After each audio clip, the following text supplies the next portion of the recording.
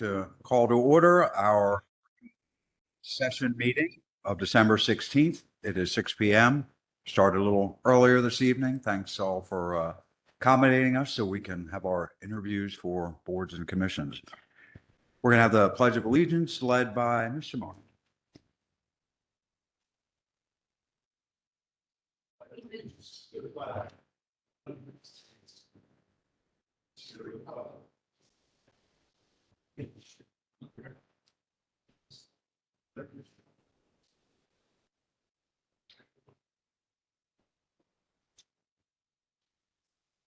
Okay, we have a few announcements. There will be a public hearing to revise the monthly sewer rates effective February 1, 2026, to be held on December 17th, 2025 at 6:30 p.m. We have an employee acknowledgement for years of service to the Borough of Westchester. Michael Polito, wastewater treatment plant at Goose Creek for 20 years. Congratulations. Is he with us today?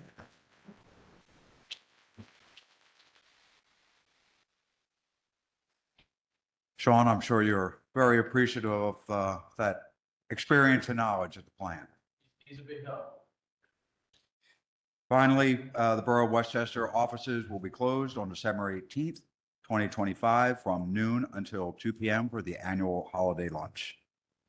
Next, we'll have comments, suggestions, petitions by residents, taxpayers, and visitors in attendance regarding items that are not on the agenda. Please be advised that there is a 5-minute limit, which is at the discretion of Council President.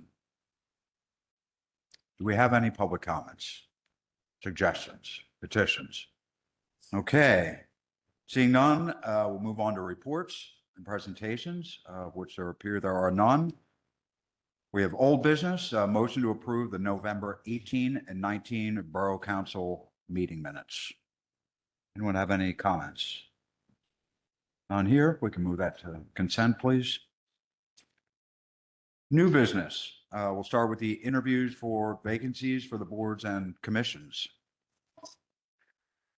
And we will start with, what do we got here?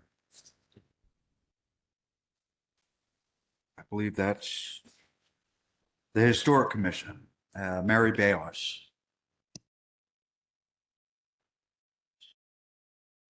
Oh, great. Is Mary with us or is she online? Oh, I'm sorry. Mary Bayless. Good evening. Good Thanks for evening. coming to see us. Tell us a little bit about yourself and your interest in the Historic Commission. Yeah, Historical Mission. Yeah. Okay. Mhm. Council, do you have any questions or comments based on Mary's? Can you just tell biography? us a little bit about why you're interested in it and what you're, Well, I've lived here almost all my life, and I do know a lot. And I don't know, there's some things that are interesting to me that I think we should pay attention to in Westchester. So I thought, no. And when I got introduced and came and became a guest at the Historical Society, I got interested in it. So I just figured I would apply for a vacancy. thank you. That's Well, wonderful. So now I'm curious, what are the things that are of interest to you that you want to? I like the project that we got going for the Gay Street School.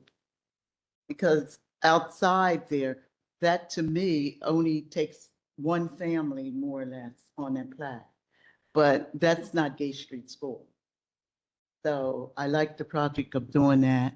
And we're trying to work on getting the churches on the east end. It's like, used to be 7, I think it's 6 now. If they're historical, then we know that they're going to be historical. And when their grandparents and everybody can go there and say, I used to attend that church, that's where I went. And I think that would be, I think our town would like that. Once. And to restore the East End back, used to be the East End was all for more or less African Americans, but now it's a difference. So that means we are getting together and doing things together.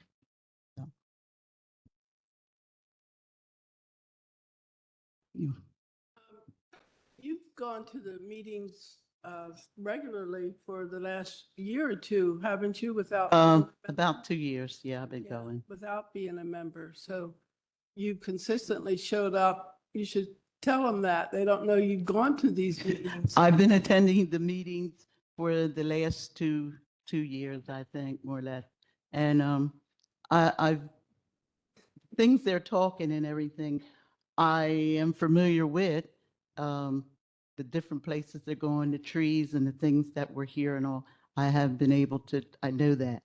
So it's been interesting being there and being there with Tom. Him and I, we try to remember things that was going on back them days when we were in school, and that makes it interesting too. But it's nice going to the meetings. I enjoy it. I do. One thing I just wanted to add, some people know, Mary, but there's many others that don't know that the footprint that the Borough Hall sits in, the Gay Street School was a historically Black school for elementary children because we were not allowed to be in the other schools, not the High Street School or the Middle Street School. And so this is where all the Black students went. So not this particular building, but this footprint. It used to be the Gay Street School, and then it was Fugit because he was the principal here. And then Fugit is now at the name of one of the other schools in the school district. But so they have plans to make some of the former history of this footprint come alive so people understand its original origins. I also had it coming up. I was around Bayard Rustin's grandmother and family, and my grandmother and his grandmother were like sisters, and it was just interesting to see some of the things that he was trying to accomplish before he left Westchester too, you know. So Mary, naming the school, I was a part of trying to get Bayard Rustin School named, and we finally got it. It wasn't easy, but we finally got it. Mary, thank you very much. Appreciate your interest and coming to speak with us tonight. All right, next we have Stephen Mitten for the Historic Commission.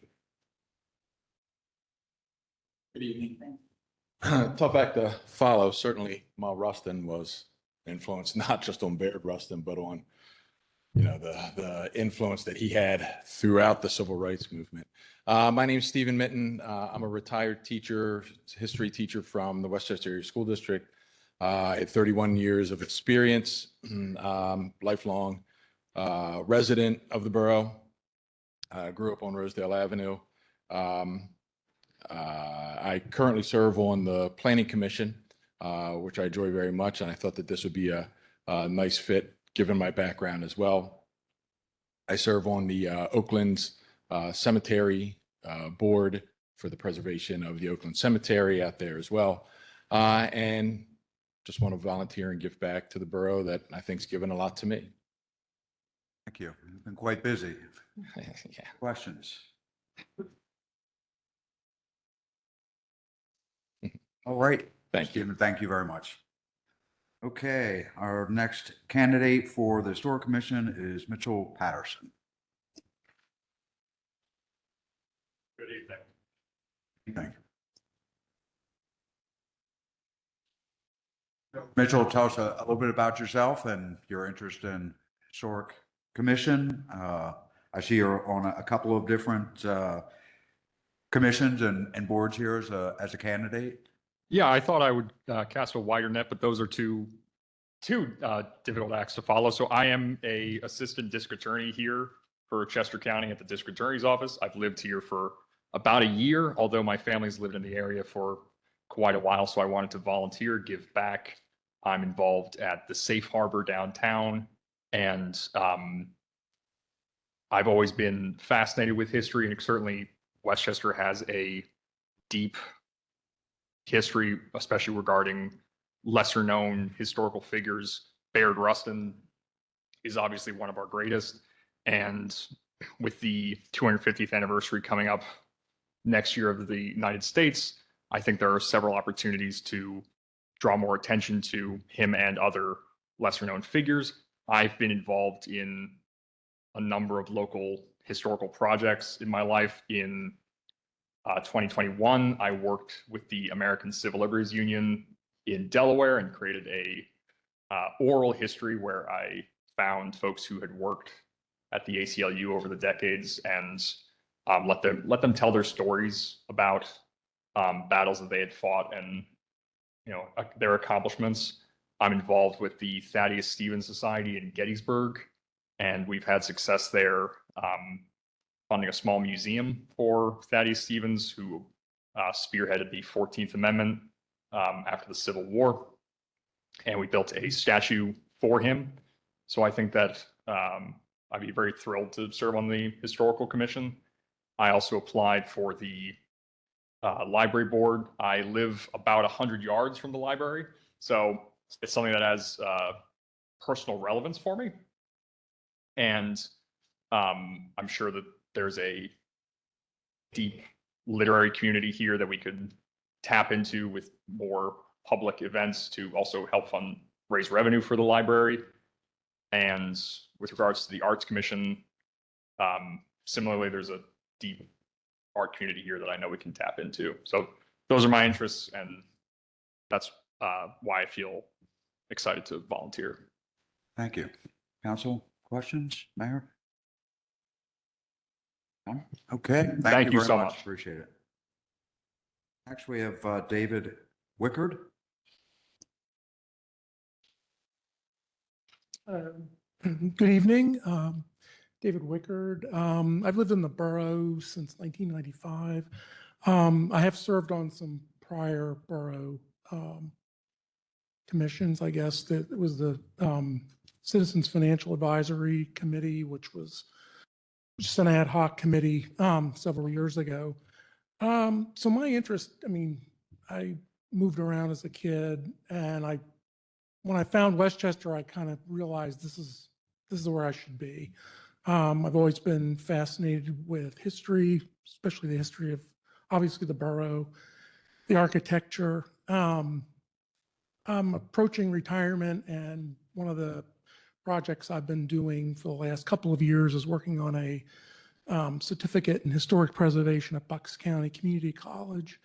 I'm about halfway through the program, but I started a few years ago, and I'm taking another course this September, or this next semester. I've always had interest in architecture, so that's why I'm doing that. Other things I participate in, I'm the treasurer of the Westchester Friends Meeting, and I sit on the Arch Street Meeting House Preservation Trust board down in Philadelphia, where I'm the treasurer, and it's a national historic landmark. So, as I said, I've always had my day job is finance, but you can feed your family and yourself, but you can't necessarily feed your soul. So that's kind of what I'm looking for. Appreciate you bringing your passion here as a volunteer to the borough. Council, any questions, comments? Thank you very much. All right, Appreciate it. thank you. Okay, so next we have Human Relations. Unfortunately, we have no candidate, so let folks know, neighbors, friends, to sign up. Next, for the Planning Commission, we have two candidates. One of our own, Sheila Vaccaro.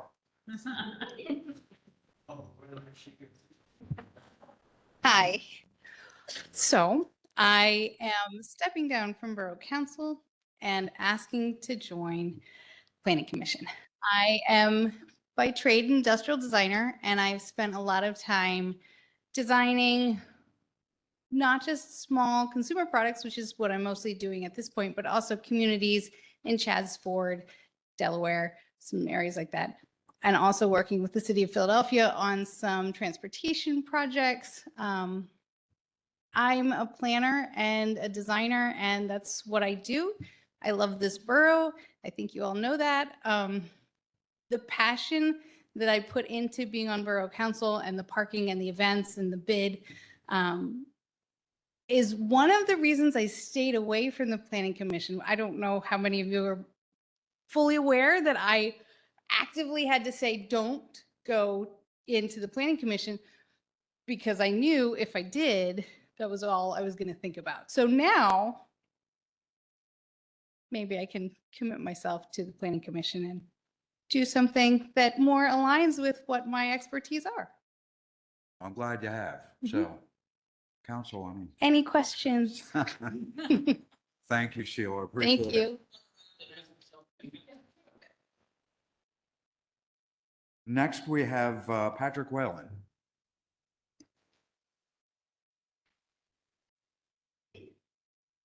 Good evening. My name is Patrick Whalen. I work as a project designer for John Milner Architects in Chadsport. I used to work as a software developer once, and after about 7 years in that industry, I decided to make a career shift into architecture. So the idea of planning is not merely a professional interest to me, but is also very personal as what I find to be my vocation in essence. So naturally, I'm of interest to participate in planning, especially for the places that I live. I live over on Washington Street, and Westchester is an amazing place to live. I think we can all agree that it's a great place, and helping to create and maintain such great places is, again, that's my vocation in life, and thank you. Council, any questions or comments? Thank you, Patrick. Appreciate it. I had one question. Did you have any projects in the borough here that you were part of? I haven't had the opportunity to work in the borough yet. The company you work for, aren't they the one that does historic preservation, a lot of that? That's one of our major interests, yes.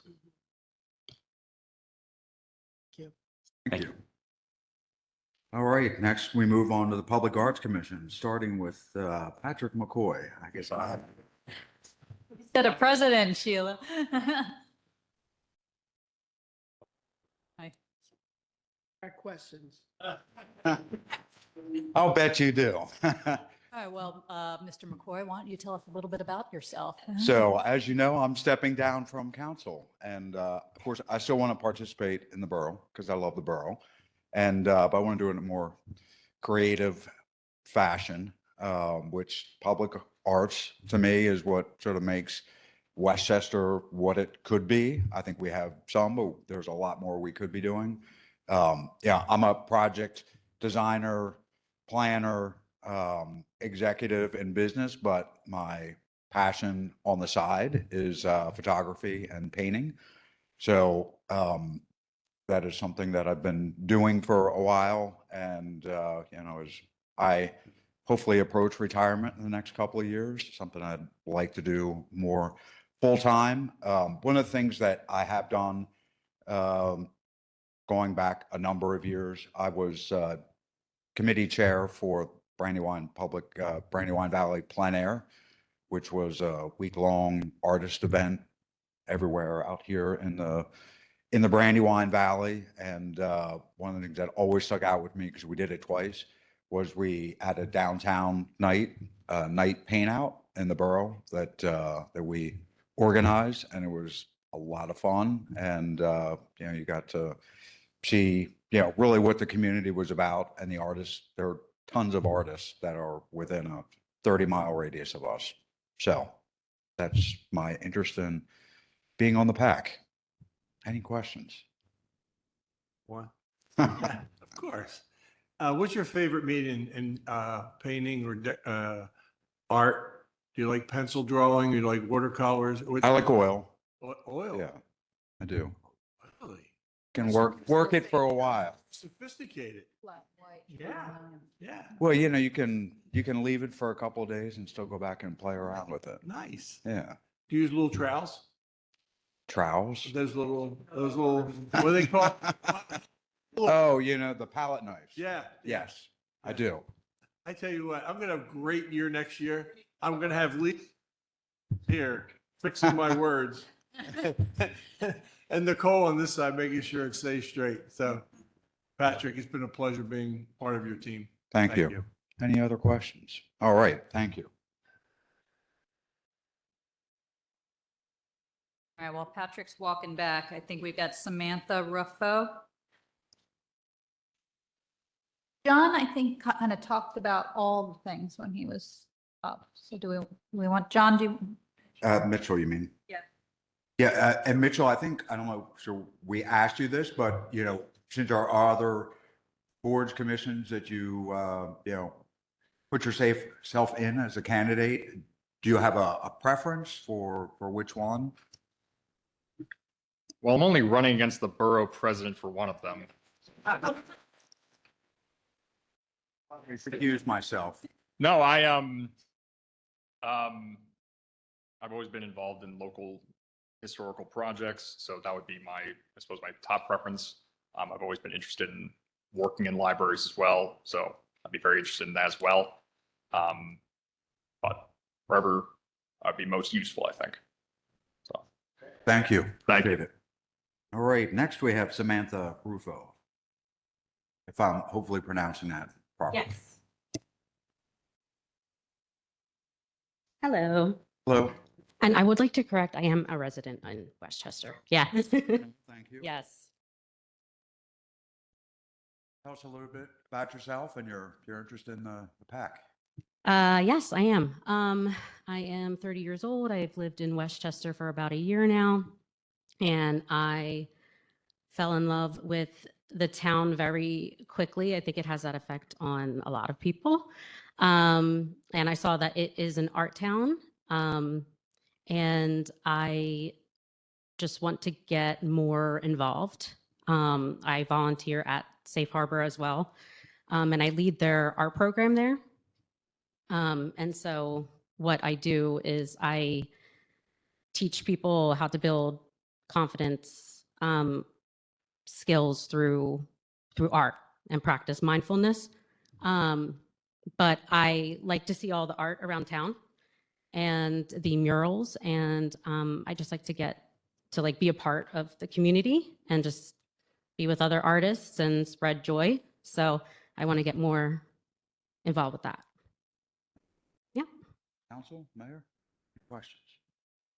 Okay. Samantha, thank you. Thank you. Okay, on the recreation, we have Robert Figurato. Very close. Hi. Evening. Good evening, and it's Figueroa. So you're very close. Thank you. Yes. So yes, I would be very interested in being part of the Parks and Recreation Committee. I've lived in Westchester for 40 years, 5 of them in West Whiteland Township, and now the rest here in West Goshen. And I'm retired now, and I would really like to, as some of the other candidates said, give back to the community. Thank you. I don't know if you guys saw my resume or not. I have no background in that, but We appreciate your interest in, Yeah. in giving back, and the Yeah. Recreation Commission's a great one. Now that the PROS plan has been approved, it'll be a fun time to be on that, see it executed. Yeah, I would like to. And my background was sales and sales management. So I've dealt with lots of people and lots of different environments, doing projects. I worked for one firm that I was started to sell these new things called microwave ovens, which was very interesting. And I remember sitting there with my other salespeople in the audience while they brought this giant box out, and we all went, nobody's going to buy those things. But, we learned. And I think I could probably do the same thing here. Like I say, even though I don't have any experience with parks and recreation other than like to do recreation and visited many of the parks. And I was curious, on your website, it says that you only manage 4 parks, but yet in Westchester, there's close to 30. Why is that?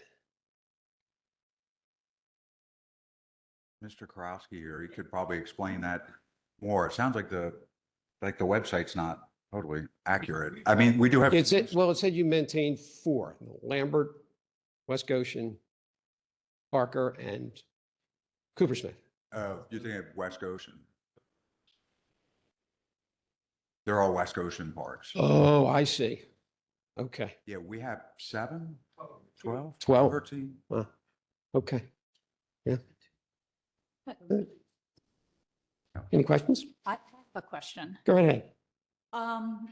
Living in like West Goshen and around in the Mhm. Westchester community, like what events and activities would bring you to the borough? What do you think's missing that could be something exciting to bring you to the borough? Well, I'm a lover of music. So I have recreated at many of the local establishments that have music. I've been to countless events, in the Borough. I really couldn't say what's missing per se because, for me, I enjoy, like I say, I like the music areas and just, I mean, it's a great place to live, as other folks have said.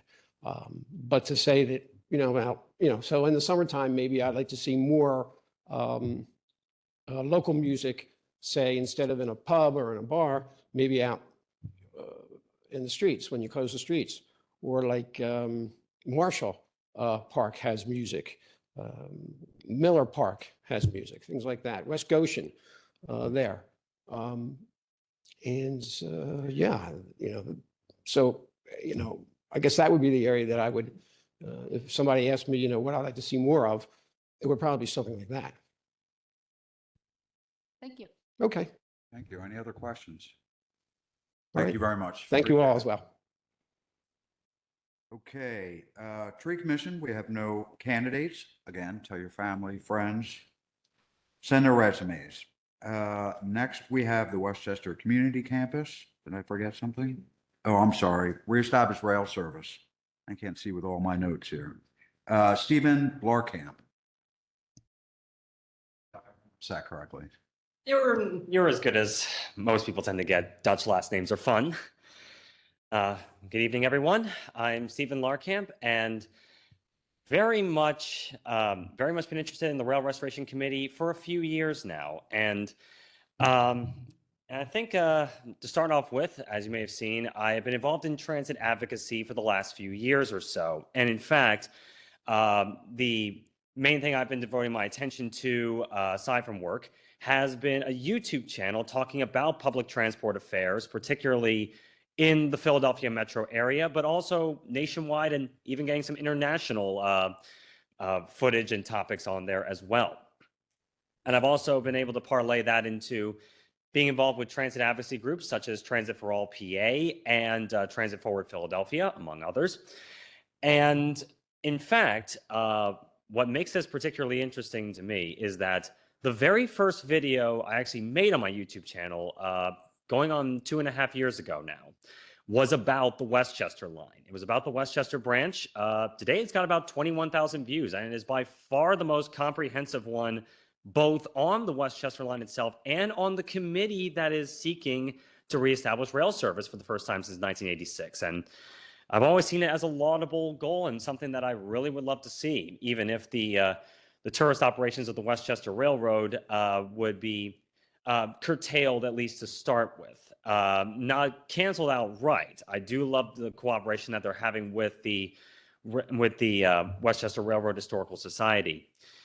And on top of that, I've been able to parlay a lot of my stuff into contacts within various rail agencies throughout the area, including SEPTA and Amtrak. And I'd definitely be able to leverage those contacts in having the Rail Restoration Committee set on the best possible track, pun possibly intended, for the service being the best it could possibly be.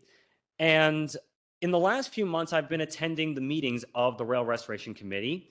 And since I live in Media Borough in Delaware County, take that for what you will, I've been able to pass along the goings-on of the committee to the Transportation Committee of Media's Borough Council as a sort of impromptu go-between, and basically getting them into contacts with Media Borough so that they can give themselves a better chance of saying that, hey, it's not just Westchester that wants this.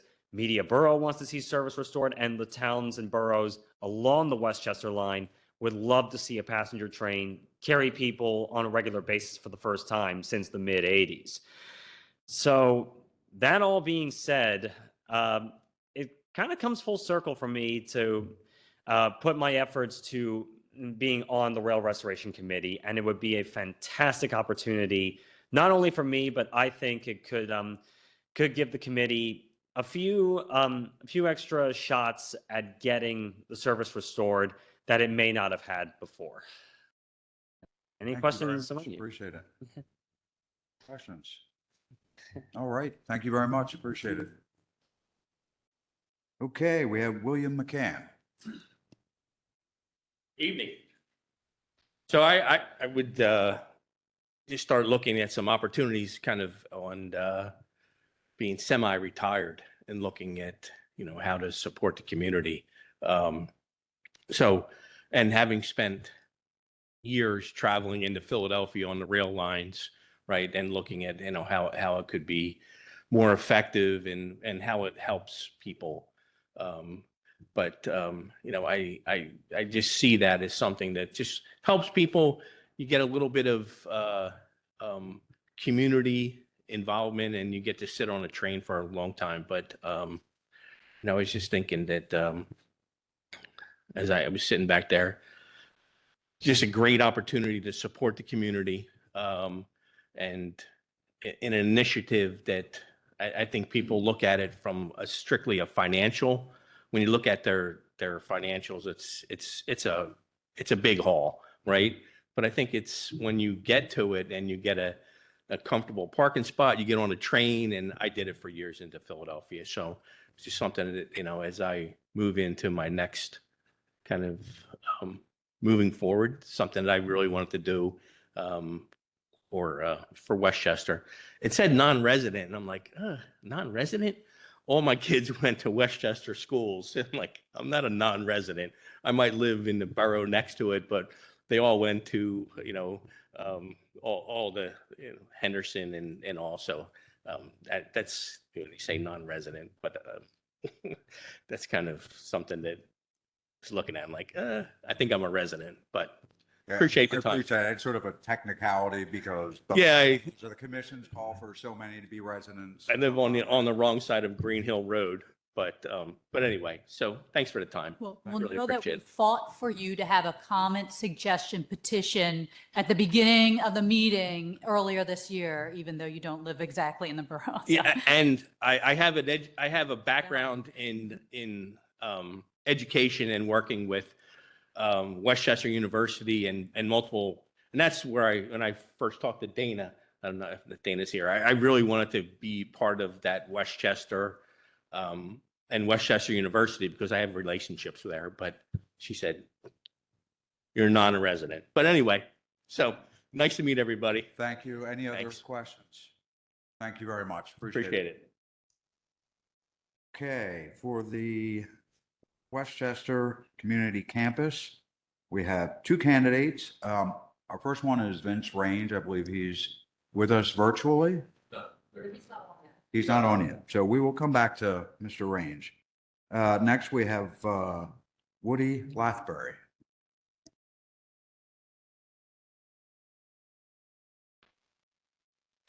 Good evening.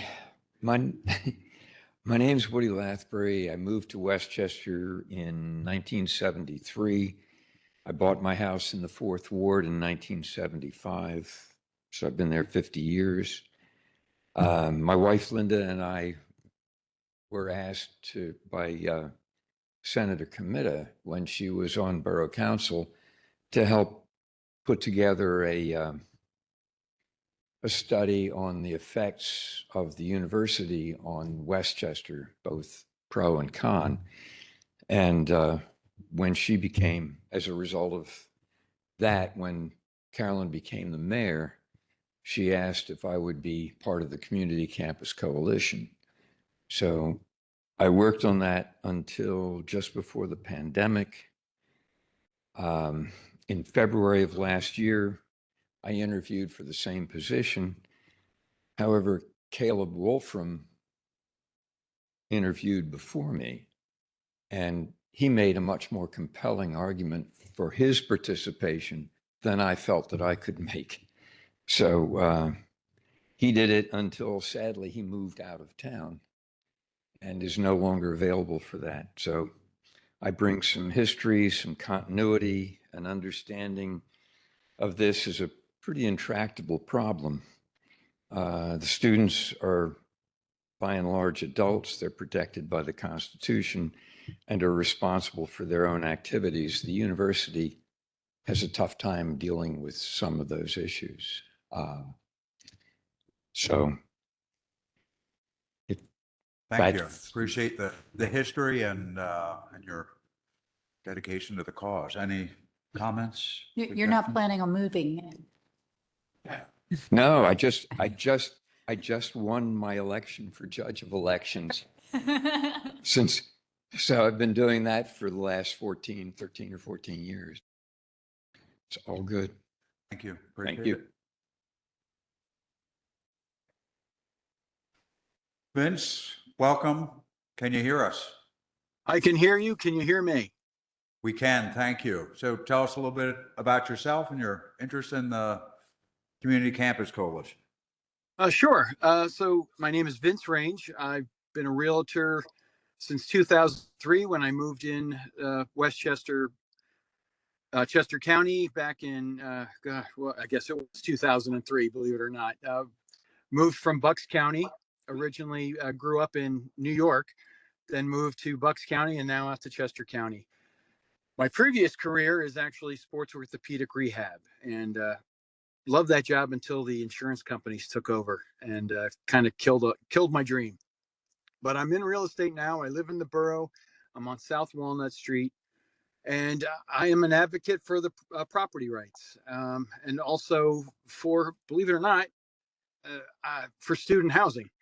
And you know, it's sad to see what has been transpiring for all of us to get along. And I'm hoping to be part of this committee to hopefully move things along and see if we can actually get some help from the state. With real estate, I've been the chair for the local association, our local legislative branch. I am a district vice president for the state association, and I'm also a director for the national association, where I chair the mega board forum for any association that has over 7,000 members in it. And Tri-County Suburban Realtors has roughly 8,500, which I'm still heavily involved with. So go through our RPAC, our Realtor Political Action Committee. I've been very involved since 2015 with our local, excuse me, our local electoral, our elections. And you know, I don't, my color is purple. And if I see somebody who's going to do good for the community, that's where my endorsement goes. So I just want to get involved, see if I can help. That's how I roll. Thank you, Vince. You're Council, welcome. Mayor, any questions? All right. Mr. Range, this is Bernie Flynn, 6th Ward. Hi, Bernie. Are you an advocate for student housing on campus or student housing in the neighborhoods? I am an advocate for on campus, but we all know there are student permits out there. I want to push out for the landlords to maintain some courtesy for the residents in the area. And yes, listen, I'm on South Walnut. We get it. Everybody's heard from us.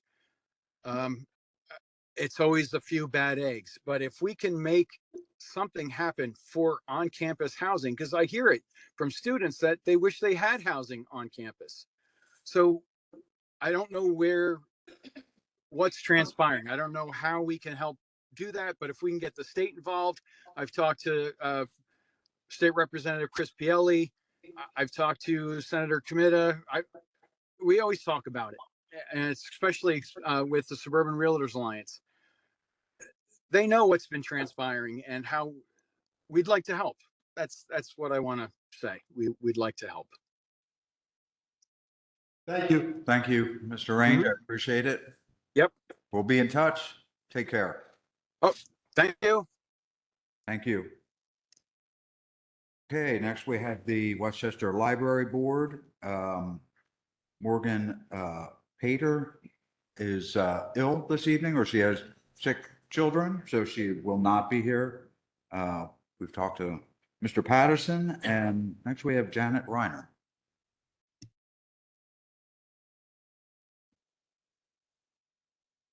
Hi, my name is Janet Reiner, and I would like to be part of the library board. I was born and raised in Northumberland County, and in 2001, my husband's job moved us to Nebraska, Omaha, Nebraska. And after 22 or 23 years there, we moved back here to Westchester. Now, I live in Pocopson Township, that's why it says non-resident, but my address is Westchester. I honestly think that there is no more noble endeavor than to provide for our libraries. Our libraries are so important to our communities, especially these days. They provide free Wi-Fi for those who can't afford it at home, provides free access to information, up-to-date information for all of our citizens. And I really don't think that there's anything more important. I come with a project manager's background, recently retired, yay me. I also have a background in communications, risk management through corporate projects, as well as human resources. So I think my skill set could benefit the library in regards to their capital campaign that they've undertook. I think retiring that mortgage that is on the library building is of utmost importance. And then making sure that we are aligned to provide for the changing needs of the citizenry as we move forward. That's why I'd like to be on the library board. Thank you. I appreciate it. Any questions, council? All right. Thank you very much. Thank you. Appreciate it. Okay, I believe that concludes our interviews for the boards and commissions tonight. So thank you all for coming out to talk with us. We really appreciate all the volunteers we get. Don't forget those additional open positions to let people know if they're also so inclined to volunteer. We have the Human Relations, Tree Commission, and Zoning Hearing Board positions. Thank you. Okay, we will now move on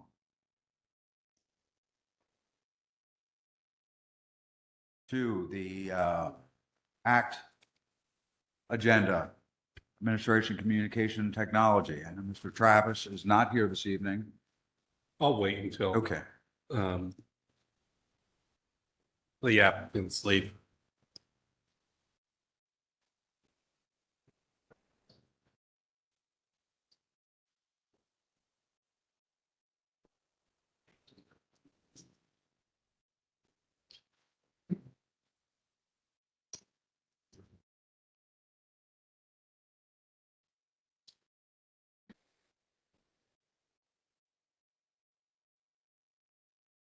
Okay, let's look at item number 1 here. Motion to amend the Borough Council meeting rules and regulations to include presentation requests from organizations or individuals. This was a 3-0 decision.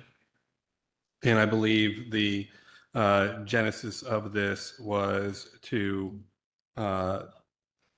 look at the difference between what comments were as well as what presentations would be. For example, there would be specific rules regarding presentations, as you can see here. What is a presentation? How to get on the agenda? When and where do we meet? What and how long do you have to present? And I think the key difference is with a presentation is that something that residents or a group would like to see on the agenda that could be voted on by council. Something, for example, that we discussed when we passed an ordinance for puppy mills. And that was brought to us by an outside group. They presented that ahead of time to Dana. So that was what we had decided. And I guess if anyone else has any comments about that. None here. Any No, I, Rest of council, Mayor? I think that helps clear up the question that I had last time we talked about this, like what differentiates a presentation from just the comments, suggestions, petitions, and all of that. An agenda item with a specific goal. I love it. So good. I guess my only question, I thought I read somewhere, correct me if I'm wrong, please, that you want to see it 2 weeks ahead of time and you'll decide if it's on the agenda or not, or you just want to see it ahead of time so that it can be placed on the agenda? Because that's my question. Are we trying to pre-screen people in or out? I mean, I believe that in this case, it's to, so that Dana would review the items and, you know, put them on the agenda in a timely manner. So it wouldn't be something that would just spring up out of nowhere. We would go through the committee and then from there, take it to council through a work session. Would that be correct, Dana?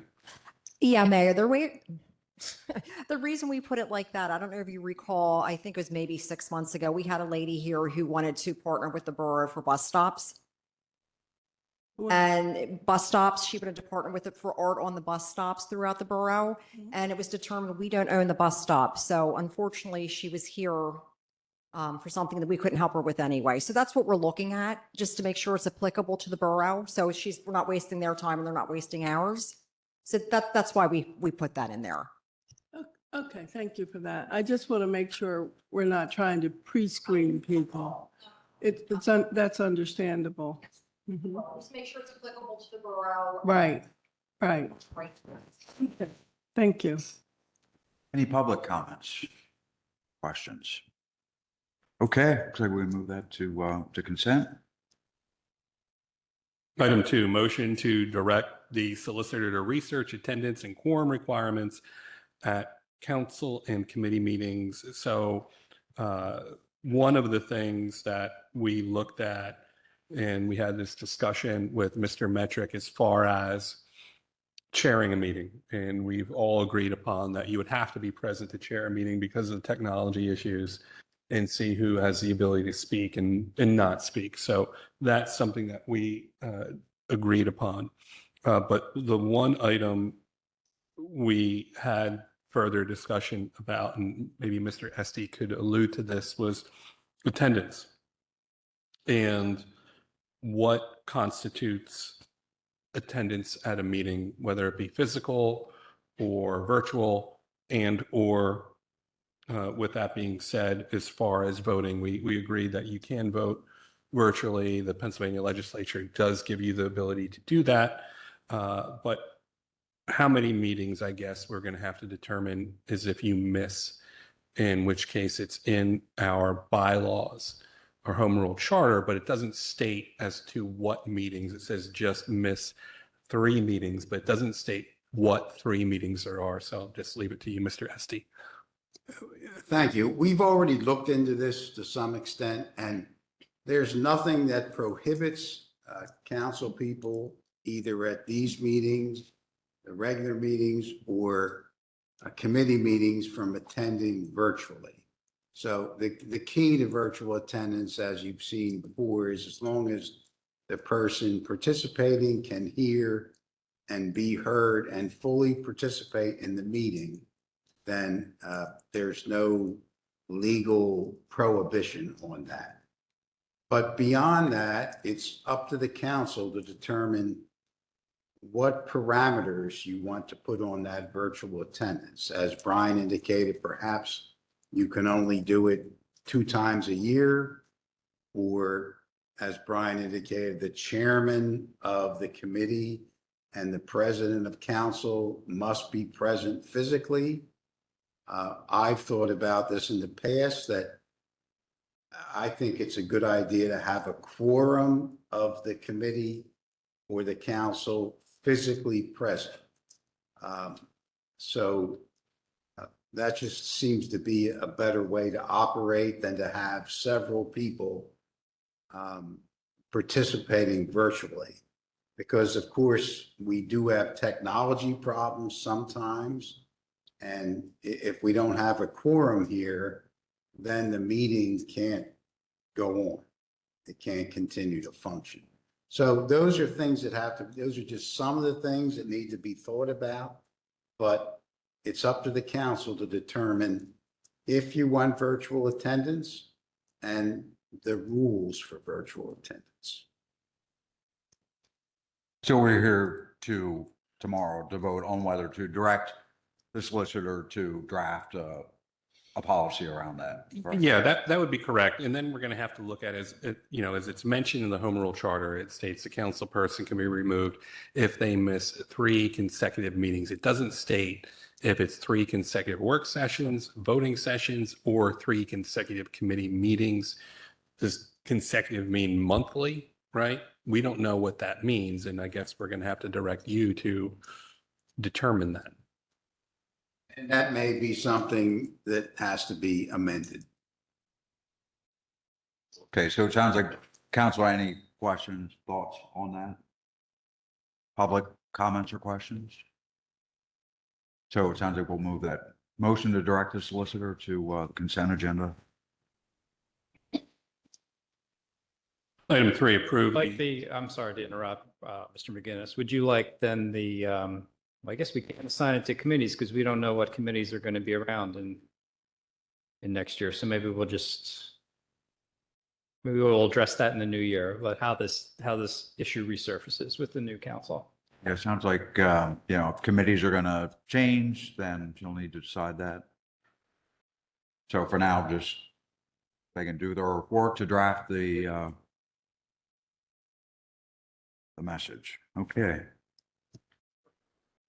Approve the 2026 meeting schedule. And Any comments, Yeah. questions? Public comments or questions? All right, we'll move that to consent. Question on that? Are we approving the dates or the times or just the dates? Looks like the dates. 10 times. So the first council meeting will be the reorganization meeting on Monday, January 5th at 6:30 p.m. And then the rest of the regular council meetings and work sessions are on this schedule. And then when a president is elected, they get to decide what committees and who's on those committees and when those committees meet. So when we get that information, we'll post that advertisement as soon as we get it. Thank you. Moving on to the parking committee. The first one is a motion to approve the wayfinding Phase 2 sign 2026 capital project.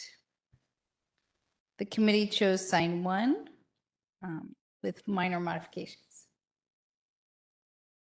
Going to add EST period before 1799. Perfect. Now, I'm going to just throw something out there. Hello Westchester did a poll. And it seemed like the community liked the other one with the blue and the flag in it. I'm just saying, is that something that we want to consider what the community liked? They're all nice to me, but. How many members of Hello Westchester? It was it was on Facebook. It was a decent number of people that she got responses from. I don't know.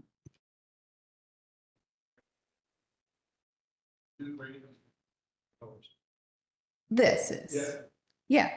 I mean, this lines up with branding and identity and, follows all the design parameters that I am not one to pick designs based on committees. I'm sitting on one and I'm open to, I appreciate input, but I think that this particular design is the most legible. It is the most consistent with branding. That was why that was chosen. Looks simple, clear, easy to read. I do have a question. Isn't it amazing that we still have questions about this sign? when you leave the borough, right, on our existing signs, it does say, thank you for visiting the borough. Do we decide to put something on the back of these signs as you're leaving? Is There is? I don't remember ever seeing it. thank you for visiting. Yeah.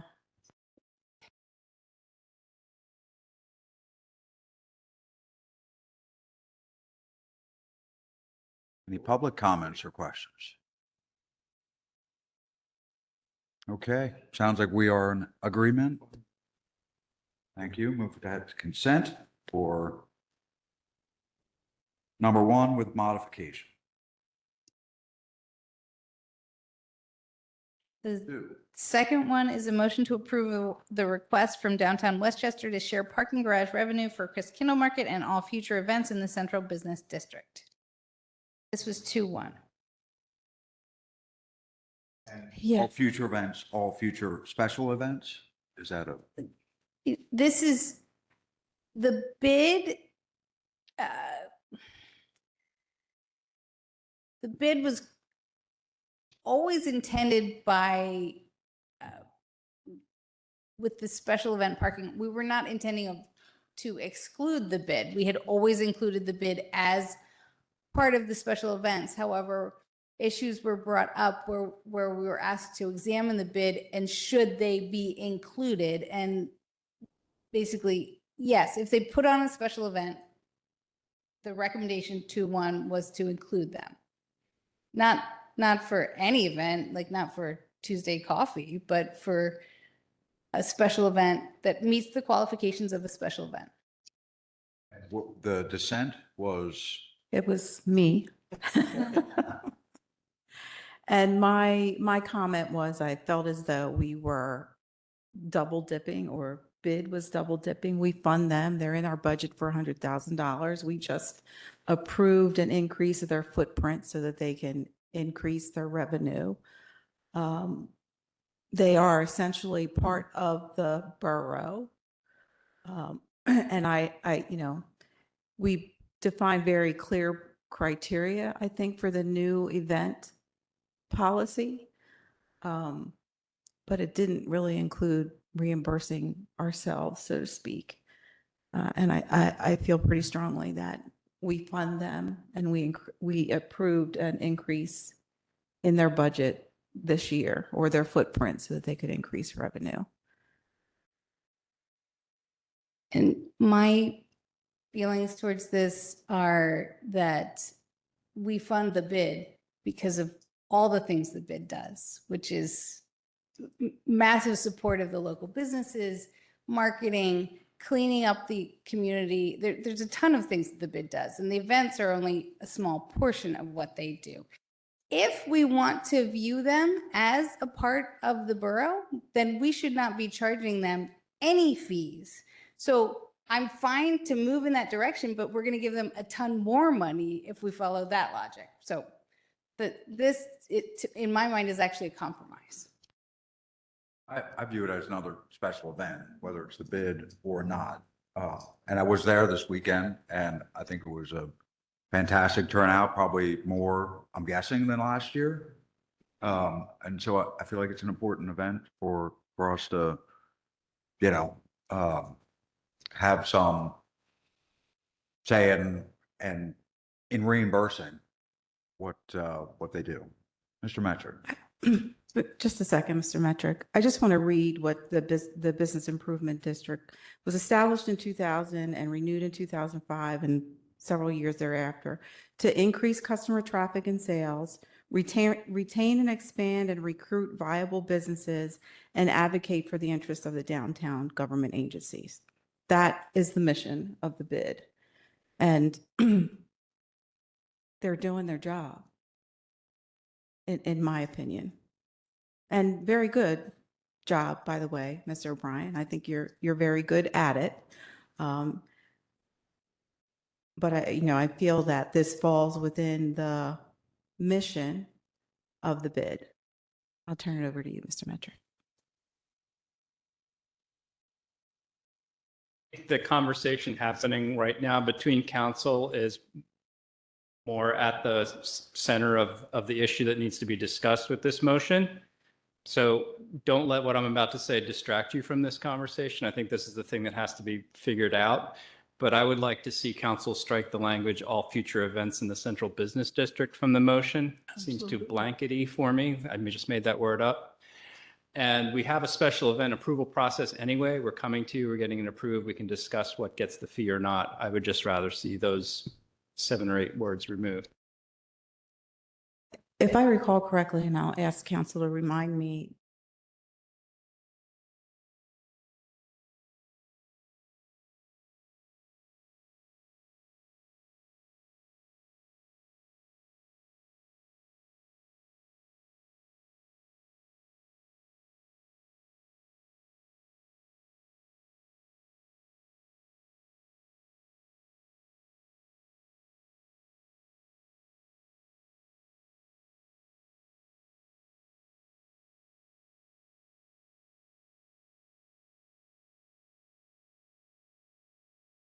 okay.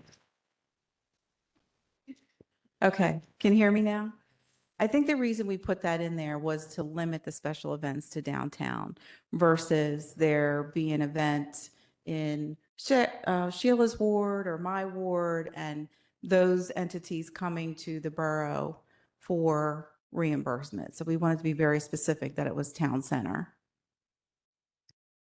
But I think what Sean's just asking is for this number 2 specifically to remove and all future events. And so Just for this one, just for this, okay. I Just to misunderstood. focus on, what that would do is focus this conversation basically on Chris Kindle Market. I guess any Chris Kindle Market this year or another year, but it would focus it only on Chris Kindle Market. Right. I think, you know, you can only take one event at a time each year. To say, oh, they just get carte blanche through the years, that's not only unreasonable, it's amazing, astounding really that that would be included in it. My objection was the same as Lisa's, but also because you come a week before the event to say, whoops, we need more money. And so I objected to that. That you would do so right before the event. So the Chris Kringle Market or Chris Kindle, whatever, it was a wonderful, wonderful event. I was there myself toward the latter part of the day. So my objection is not to give money, it's just that, as Lisa said, A, without being redundant, you've expanded your footprint. You have a wider base to draw upon. B, you've done all the budgeting, which, you know, I saw what you wrote, but I saw what you did. I did not see this year's budget. And C, here we are a week before the event, and now, you know, with the hands out to the borough. Mr. O'Brien. Good evening, John O'Brien, Executive Director of the Westchester Business Improvement District, otherwise known as Downtown Westchester. Yes, we did have a very successful event. As far as timeline with mentioning the budgets, so we submitted our special event application and it was approved in the spring. So well before council redid the policy. Prior to that, we have had the automatic process was always that 50% of the revenues it was a credit to the bill. So it's not that any of the organizations receive it. It's so like last year in 2024, not seeing the bill from the borough yet, the total cost for overtime, for public works, for police officers, cost for vehicles, things like traffic cones was $16,500 approximately. That was offset because we had a lot of people come to the event. It was $10 was the rate at the time. And then that subsequently reduced the bill to $8,957 that we paid to the borough to make sure that you were covered whole. The borough raised last year was also was a receipt of about $7,100 in parking revenue, which was more than you would have made before. So it was kind of beneficial. It became more affordable for us. The borough made more money. So for one, part of this is with the timing is the borough changed the policy in October, whereas we had applied and gotten approval under the old system. So that's for the one thing. We do budget for this. The event costs, we had budgeted for the 2025 year. So that's, we work on a calendar year. I'm not sure if the borough's your calendar as well. So in that we had budgeted for $20,000, and that was the assumption that the borough's bill would be relatively the same as it's always been. So as I mentioned, I obviously don't look at it as a double dip. The biggest complaint we got about the event was the 20 event special event fee. We're able to mitigate that to a degree by being able to say that it helps, pay for the cost security of the event. And so we would like to kind of continue this partnership with the borough. It is beneficial for the borough. You see more foot traffic, more revenue. It doesn't cost, the borough anything in the overtime that is covered by the applicant. And it's beneficial specifically in this event. And I'm completely okay just to focus on this event. That's originally what I requested and the language got changed, but I'm completely okay just to focus on this 2025 Chris Kindle Market. But it was extremely beneficial for our retailers. That's our boutique shops. Westchester is known as a place to eat, but we have a lot of great retail shops. The holiday season is very important. We got a lot of feedback from these, not only the people who own brick and mortar businesses, but borough residents who were entrepreneurs, craft vendors that were featured there, that it was some of their best sales day that they had all year. Kaylee told me it was one of their top 3 sales days in the last 10 years. So we heard this is not something, unlike other events like the Christmas parade is obviously a fundraiser for the chamber.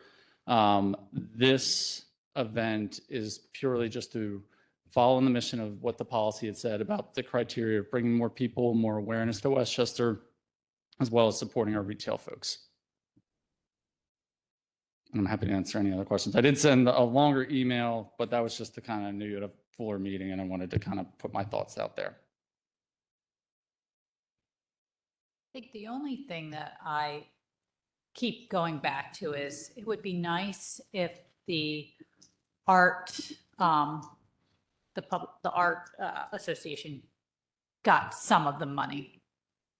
So the Chester County Art Association that spearheaded and had the strategic vision originally to have a market that you've been able to help them make even bigger, right? But I wish there was a way that some of this could feed back into them, because I think they probably even need it a little bit more than you do. The arts, Patrick loves the arts, as we know. The arts, it's important to fund the arts these days, especially. And is there a way to create something that's a more like a pass through in a way, so they get to see some of that? And I know it's a credit and all this stuff, but accounting, you can figure that stuff out, right? And they only really get, I think, right now the money from like some of the vendors, right? But is there a way to kind of help make this even a bigger support for them? So I would just say that, the bids involvement does make it a huge support for them, because we are covering all the logistical costs. So that $897,000 that if they were doing it on their own, they would be paying that, because they would be the applicant to you. So that would be a huge loss for them. The paid promotion that the bid provides, we cover the cost of the music for the organization. We cover the cost of the porta potties for the organization, any of the signboards, the posters. We pay for the design elements as well as the printing of that. So it is a lot that the organization is donating that allows for the Art Association to really have no cost for running this. They provide a great resource for us because it's a juried event. They have so it's good artists and craft vendors that they're able to help select. They have a great volunteer pool the day of, but we do cover all their costs essentially for this event. And that's kind of. I don't want to stray too far Yeah. from what we're here to actually talk Yes. about. You can talk about it next year when they put in their special event application. Wait, when you're here, okay. But you know, I feel like all the things that you do that you just mentioned, as far as, providing the music and all those things, the event supports your mission. Mhm.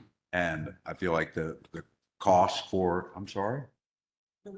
Yeah. I think the cost for the borough, for overtime, for police, security, all those things, yeah, is important. We want the event, and I think it's appropriate that we reimburse. I get that it's, from your perspective, Ms. Dorsey, it's double dipping, but I don't think it is. It's an event that stands on its own, and I think it does a lot of good for the borough. I just want to, this is my last night up here talking about this, but the events, these bigger events that we're talking about, at least two of them, three, they used to be small town events that, oh, this sweet little somebody put on and came out here. They are so expensive to put on, and they are such a logistical confusion point that the Rotary Club stepped aside and had somebody else take it. And the Arts Center, yes, and the Arts Center could never handle this, but the bid stepped up and took it. This is layered and leveled, and this is an expense that's very overwhelming to whoever takes it. And it's a logistical, very confusing thing to manage, and people are willing and able to do it. And whoever they are, I think it's really important that we support them so that we can have these higher level events that are aware of the need for space to enter the retail establishments that we have and encourage that kind. This is a layered and leveled experience that we're putting on, whether it's the Chris Kindle Market or Chili Fest or whatever we're doing, that involves more than just a handout. None of this is a handout. This is just about making this work and providing higher level events for our community. I just had one other thing to say. I would agree with that, Sheila. They are higher level and very layered. However, where I disagree is I love the event. The town looked like a Hallmark movie, quite frankly, with all the white tents lining the streets. Where I disagree with it is when we have these higher level events which benefit the town, we all know that it should not be incumbent for the town to give back money to the events. The events, as you said, they're standalone events, which means that the businesses and the bid need to support, raise money, and fund these events. I just think it's unreasonable for the borough to have to continue to put out money for all these high layered events, because even though it makes the borough look good, the borough's in financial struggles now. And every time we have to give half of the money back, it puts us deeper in that hole. And that's my reason for objection, and my only reason for objection, because we should not be in the business of handing money back that we've lowered our rates and everything else, that we have clearly earned and need for the support of the borough, so that we can still be standing here when you want these layered, higher level, beautiful events that you have. You need to figure out a way where all of these events, it's not just bid, but all of these events need to figure out a way to support them individually, so that the borough does not have to be the fall guy every time. And again, a week before, I just find, all year long, they've been working on policy, and you come to most of these meetings, so you knew this was in the flow of things. You knew this was happening. So that's my reason. I stand by it, because the borough cannot continue to give half of the money back that they reasonably earn. to all of the groups. Thank you. Additional comments? Yeah, I have no problem with this at all, with reimbursing the bid. Point of clarification, the borough is not in financial struggles. We're going to see that tomorrow, Mayor. We're going to see that tomorrow, Yeah, but that we're not in financial struggles. That's, we are not. And so with that being said, I think that what you do, what did you bring, 20 to 15 to 20,000 people?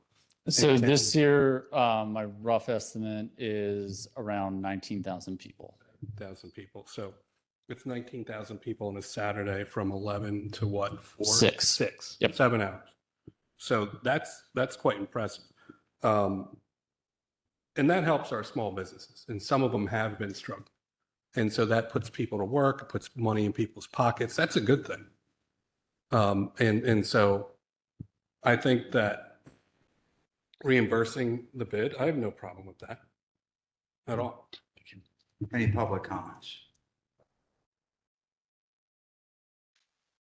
Darrell Cook, South Walnut Street.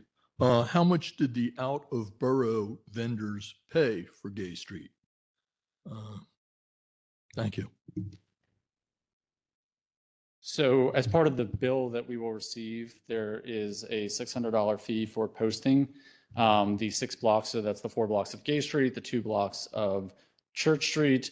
And then because metered parking is traditionally free till 5, then from that time period from 5 p.m. also outward, there's a meter fee for per parking spot that we are having closed down at that point.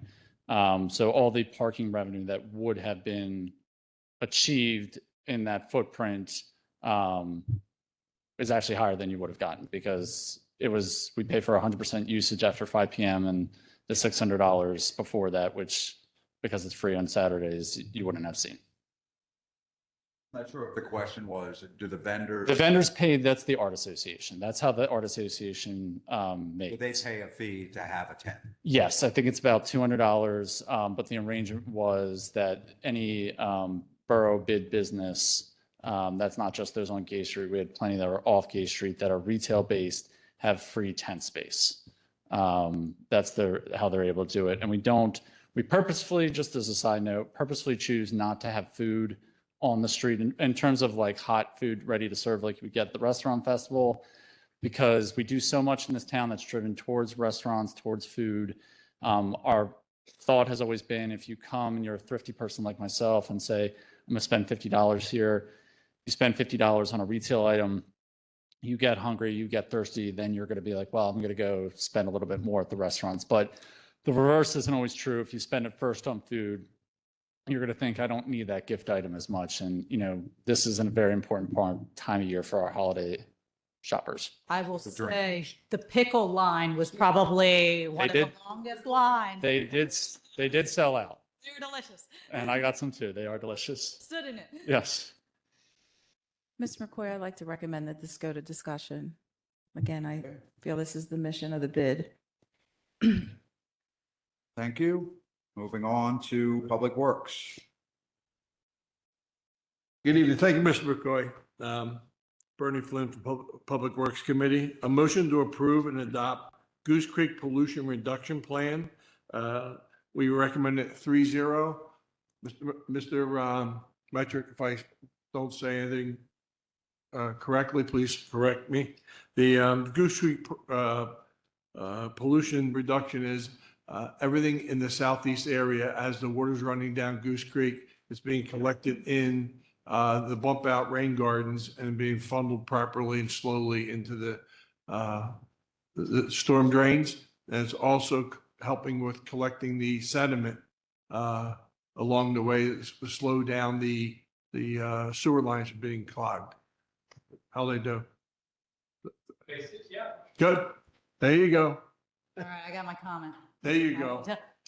As many have heard before, I am not a fan of bump outs, especially as they work their way down Matlack Street and in the turning radius and collect trash and all the things. The 2 that we approved and let be built this past year, a year or so ago. I mean, every time I walk past them, there's trash in them. They don't look great. They're a little too big. They've taken up more parking spots than we thought.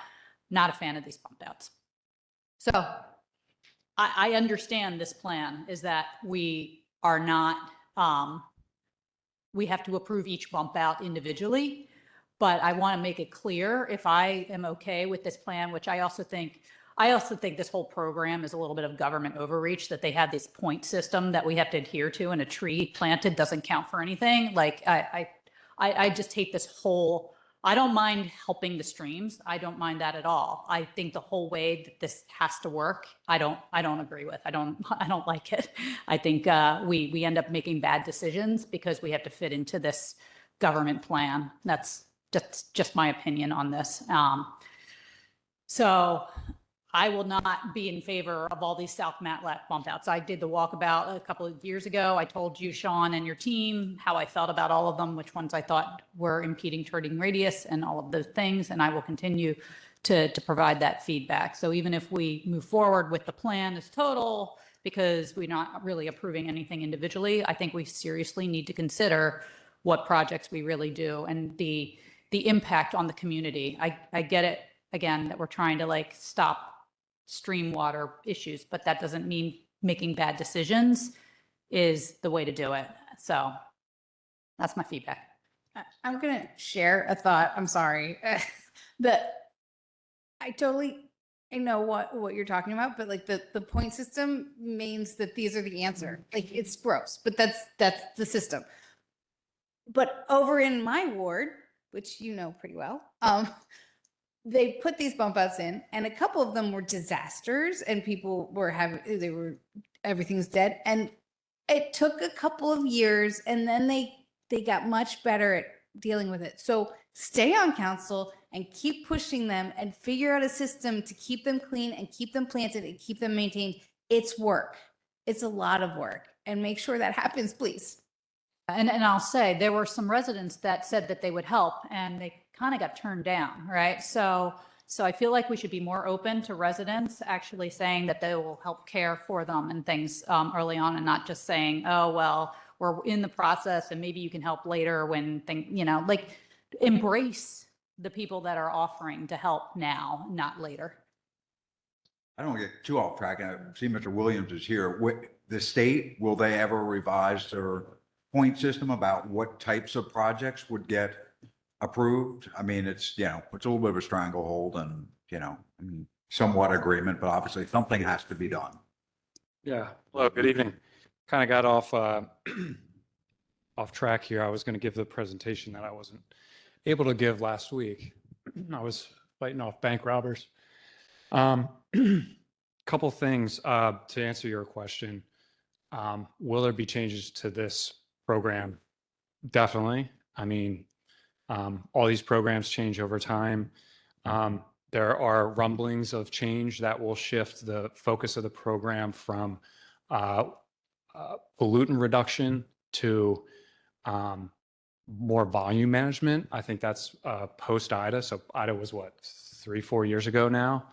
And they're just sort of getting to be some rumors that they're going to change the program to better address storms like IDA. So yes, there will be changes. The pace of those changes are going to be much longer than anyone here's time on the dais to, understand and respond to them. So there's that. Couldn't agree more that the program is really frustrating. This is before my time, but when these regs first came down the pipeline, I think one of the first things that the borough did in response to them was challenge DEP and say, this creek starts 1,000 yards that way, 2,000 yards that way.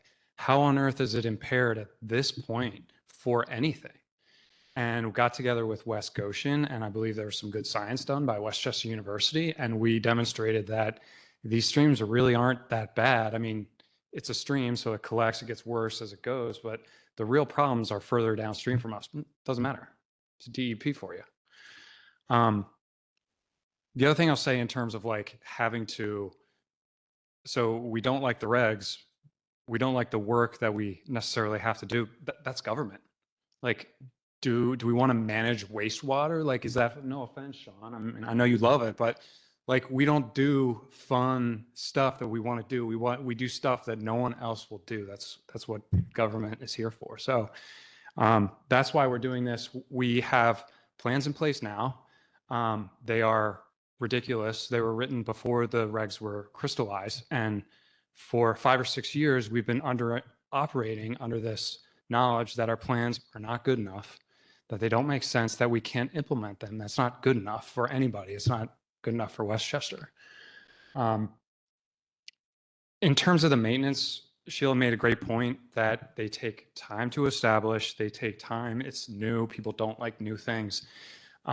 It takes, honestly, 2 or 3 years before these things are looking good. That's the same with a lawn. That's the same with a vegetable garden. Anything with plants takes time to be, objectively beautiful. And I think we made a ton of progress getting them that way.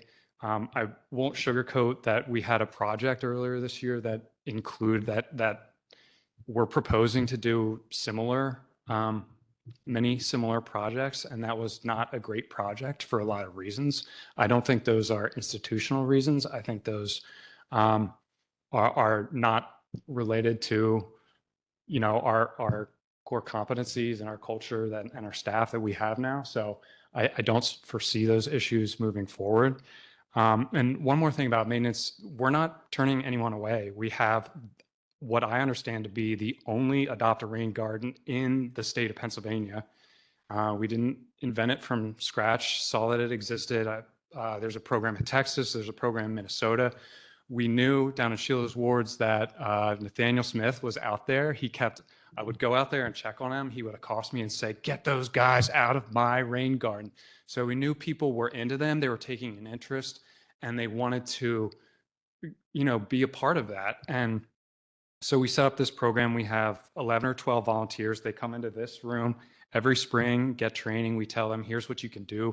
Here's things you can't do. We have them sign a liability waiver. And when we had, I think it was Woody and his wife said that were interested, we said, great, just have to sign up to be a part of that program. We can't have people, participating in different ways. So we haven't turned anyone away. In fact, I think we're probably, again, the only municipality in the state, maybe Philadelphia, Pittsburgh, that actually proactively engages our residents in this work, because honestly, we need all the help we can get. So I could keep going about this. I feel very passionate about it, but like I said, the most important thing is we need a technically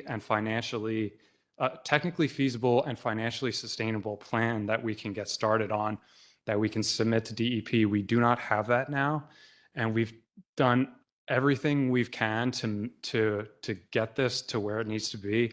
And if you saw the presentation from last week, the most important thing is this program. Another thing that's sort of BS about it is it's sort of inherently biased to developed communities and small boroughs, because if you're in East Bradford, you go to the park on the stream or Stroud Preserve and you do a huge stream restoration project that's 2,500 linear feet long, and you pat yourself on the back and you walk away for a 5-year permit term with DEP.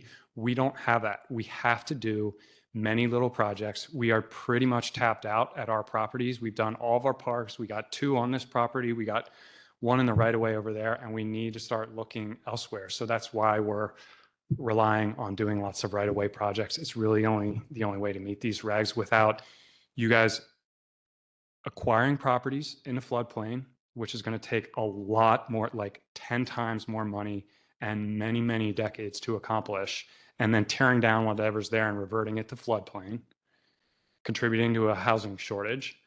Or this is the one interesting point of feedback we got from Goose Creek Alliance. They want us to do projects downstream. Now, do any of you want to explain to your neighbors how their stream protection fee dollars are going to projects that aren't impacting the borough, that are being done downstream? I wouldn't ask you to do that. So again, because this particular watershed starts right up there by the old Kmart, we're just kind of stuck. So we're doing the best we can, and that's what this plan is. Thank you for the background.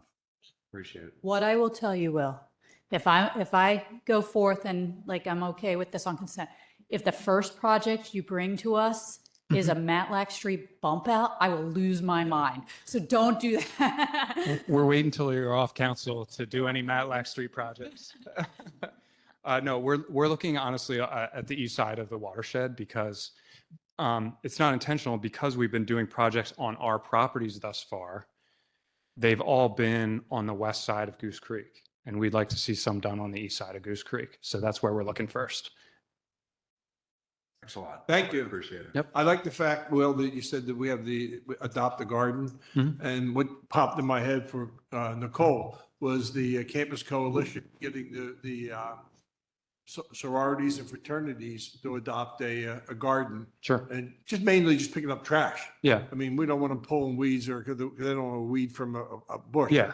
But that would be good. And one more thing about the Matlack Street project, because we didn't know when that was going to be finished, it wasn't put in the maintenance contract for 2025, which is a good thing because they weren't even done till July, August.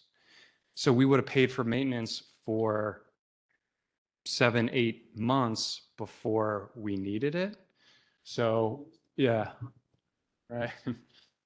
So That's yeah. what it's going to look like if we don't do them. Flooding.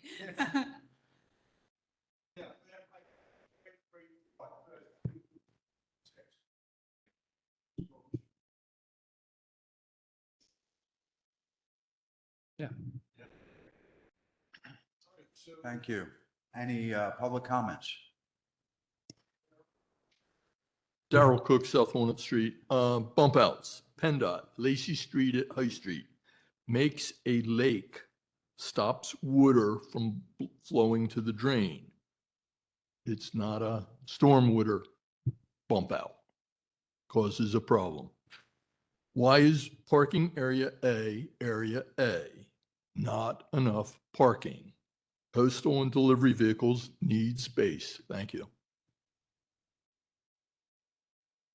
All right. That being said, everybody okay? Move that to consent. Consent? Thank you. Moving on to number 2, a motion to approve the 60-day tree maintenance service contract. That's 3-0. We got crunched towards the end of the year with the change of management. So the people are going to keep their pricing. And when we get into next year, 2026, they'll submit us a new bill. So that's a 3-0. These will go out to bid. These will all go out to bid in 2026, yeah. Of these items, not only these 3 items, but 5 others are currently out to bid right now. We're just opening in January, so we'll be ready in February to award. You have, Comments? all right, so you have number 2, number 3, number 4 are all in the same position, so for consent. Any public comment? Questions? Okay. We'll move those 3 to consent, please, and move on to finance. Motion to enter a 3-year contract with Good Fellowship Ambulance and EMS Training Institute, 3-0 recommendation. Comments or questions? Public comments? All right, we'll move that to consent, please.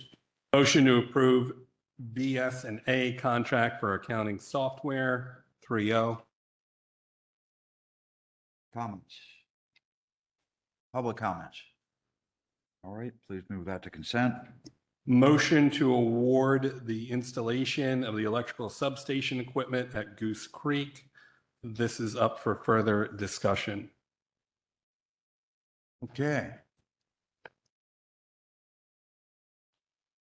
Good evening, Sean Mitchell, wastewater director. I believe at the last the Public Works and the Finance committees, I've done my presentations. We've had discussions. It seems there needs to be a lot of clarification for the council members. Last night, I sent out an email drawn up by Charlie Liu, our engineer. Charlie is here tonight along with Kirsten Hezig from Keystone Engineering. They're both engineers that were a large, huge part of this project. So I'm going to turn it over to them, let you ask them their questions. That way there's no uncertainty of what's going on or any other things that I could not be able to answer that they can. Thank you. Charlie?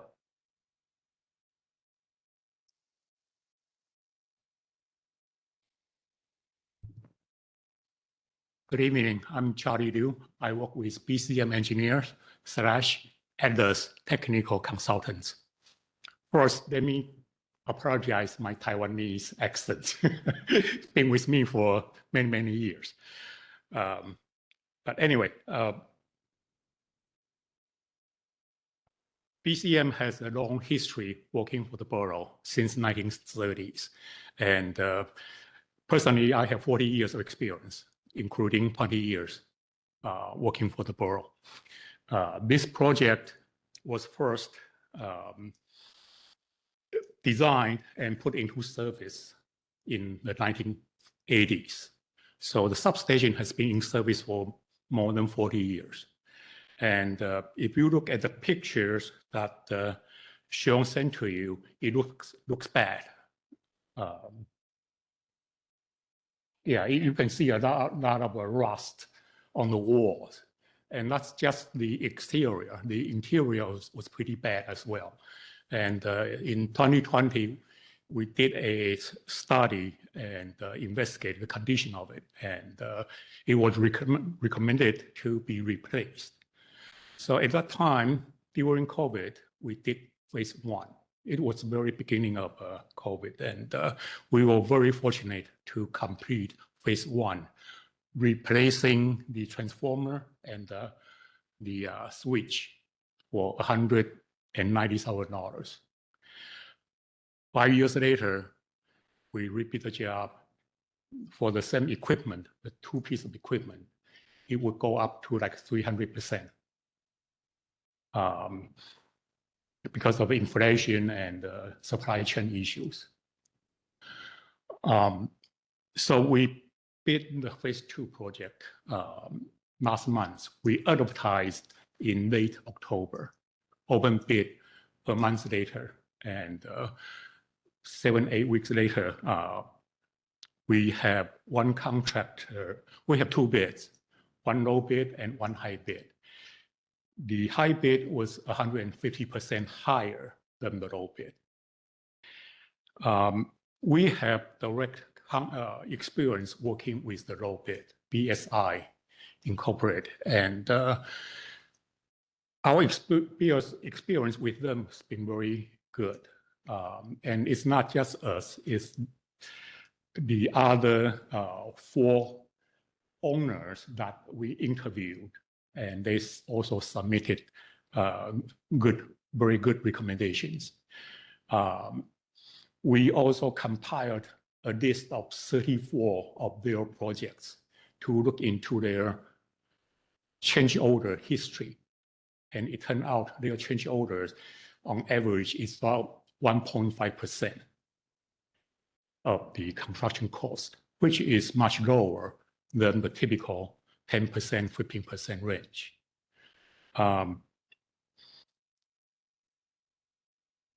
I guess there was some discussions about repeating the job since we have only 1 bid, which is considered to be a good bid.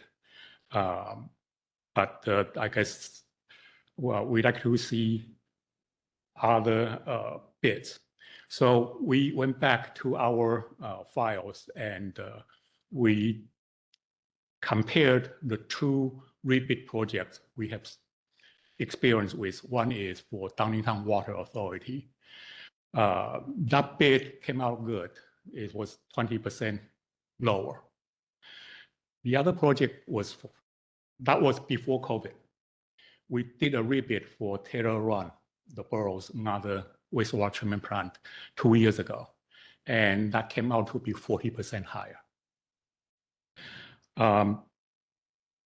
So there's some possibility we can get a better price, but the possible drawbacks are we pre-purchase equipment and they are going to be delivered very soon. If we repeat the job, the schedule may be delayed for 6 to 8 weeks. That means we may lose the warranty by that much of time because they will not be installed until the contract was awarded. So I guess that's our experience. We have another project that we rebid not long ago. And we actually rebid 3 times for the city of Easton's, one of their pump stations. The second low bid was higher than the original bid. The third bid was lower than the second bid. However, it was higher, still higher than the original bid. So, and that's the after COVID. So COVID really have caused a lot of issues for the owners and for the estimators. The construction project we have involved during COVID period or post-COVID period, we still have some supply chain issues. So if I could ask, Sure. relative to this specific project, you went back to BSI and asked them, is this a valid number? You know, having seen now another bid that's much, you know, twice as much, is Yeah. this valid? And I think the answer was yes, they back it up. Yes, we like to invite, even the project was put on pen bid, we like to invite good contractors, personally invite them to bid a job, and BSI was one of them. And we did check with them, how come your numbers are so much lower for at least 2 items? And he said, we did our homework. And I agree with them because they visit the site 3 times. The high bid visit the site once. Who does the better homework? The person does, visit the site more. Now, BSI for the phase 1 project, they are the high bid. There were 3 bidders, and BSI and Tri-M was a CoStar's vendor. Okay, they were like 40% higher than the low bid, Great Retreat of Coatesville. And for that phase of the project, Retreat visit the site more than BSI and Tri-M. So it's our experience is whoever does the better homework, they will put out reasonable price. They may win, they may not win the job, but that's our experience. Would you argue or what have you that usually the organizations that visit the site the most are the ones that actually really, really want to do the work? They think they can do a great job at the work and it would be a job for them to do. Might be why they take a little more time to visit and look into things. And I would say the high bid PKF3, they may have used inexperienced estimator, or they were a little greedy, or they were not hungry, and they put out a number. If we win, we make more money. Now, if we rebid, will BSI bid on it? We are not sure. We may get a good contractor, we may not. We may get better price, we may not. And the reason is between when the time we put on pen bid to the time we open bid and make a recommendation, verify all the RCO and other requirements, that takes between 6 and 8 weeks. So during this time, BSI or other contractors, they may bid on other projects. And if they get better projects, they get it.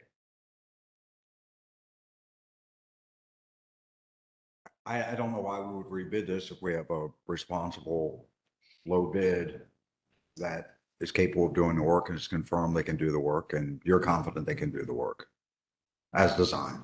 Yeah, well, it's not just BCM. Like I said, we talk to other owners and the consulting engineers to get their feedback on BSI. And we got very good feedback as in the email that's shown, sent over to you. Mr. Liu, what is you have an estimate here for the project in between 700 and 900,000. Yes. Why is there a $200,000 spread? It's the uncertainty of the connections, underground cables that we are not sure. Okay, so we tend to be more conservative. Our estimate was $720,000, but because of the uncertainty, it's like we have a heart condition. But when you open up the heart, you may find you have artery that need to be, you need to have a bypass instead of stents, simple stents, I mean. So that's why we tend to give the contractor a range.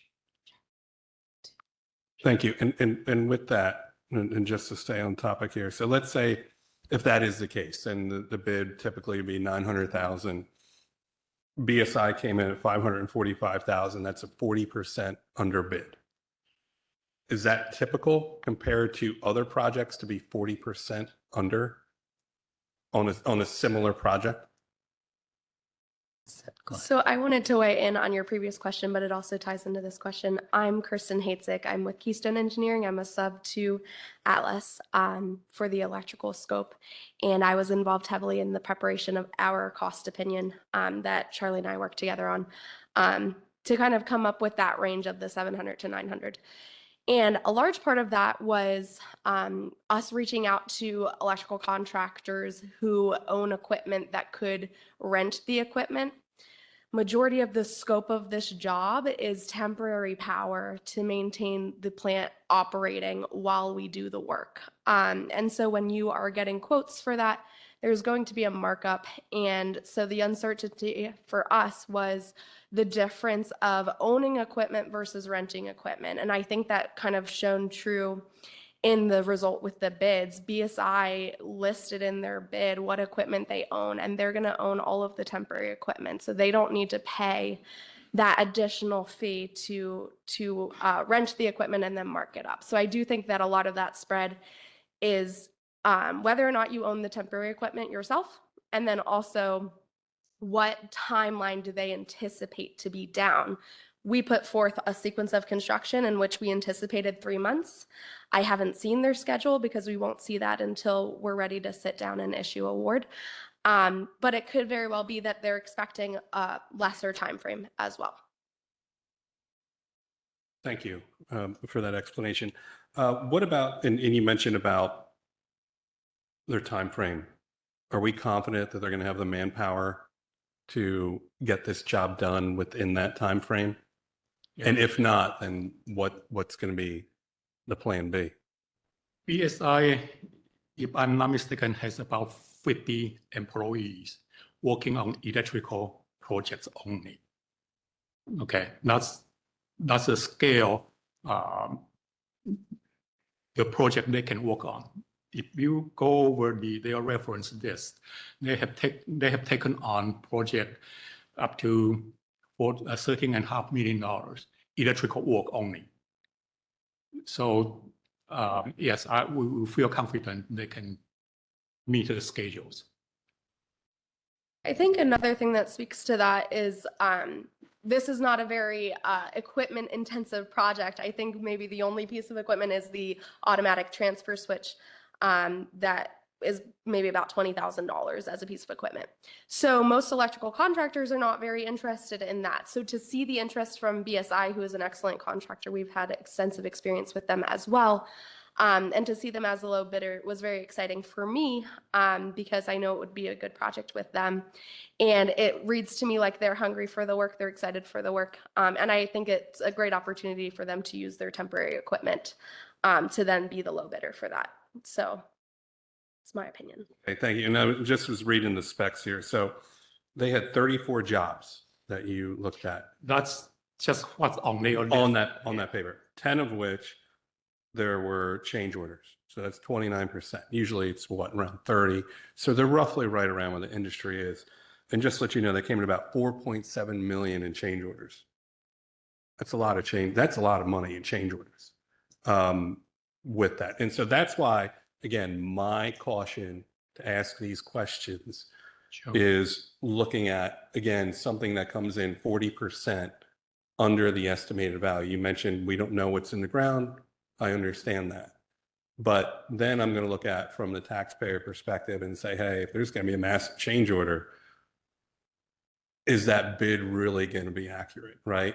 And so that's why when I look at this, I would like to see a couple bids where the market is. That's just my perspective. Some may disagree with me. That's fine. Because that way you can tell where the market is going to be for that particular job. The 1.2 million, I get that. I think you mentioned, Mr. Mitchell mentioned at the last meeting that bidder didn't do their homework, that they didn't do their homework. So essentially you only have one bid. That's my thing, what I'm looking at, because of the amount of work going into this job. That's just my concern. I don't know if anyone else has. I disagree. I mean, I looked at the plans with Sean, and just one item in particular, the concrete. There's very little concrete work that needs to be done. I think it was $54,000 that the high bidder had on it. It's ridiculous for the amount of work that needed to be done on it. Is there a bid bond or a performance bond? Yes. Could you explain to us Yeah, what that means? They do, and they are required to pay state prevailing wage rates equal or higher than the state prevailing wage rate. We have strict requirements on the wages on minority business and RCOs. They all meet those requirements. We have contractor from West Virginia come to the pre-bid meeting, and they ask for a waiver on the RCO.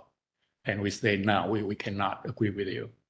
Who's asking specifically about the performance bond or a bid bond? Is there After part of the after contract? project is complete, warranty, performance bond, and other bonds, they are all required for sure. It's not the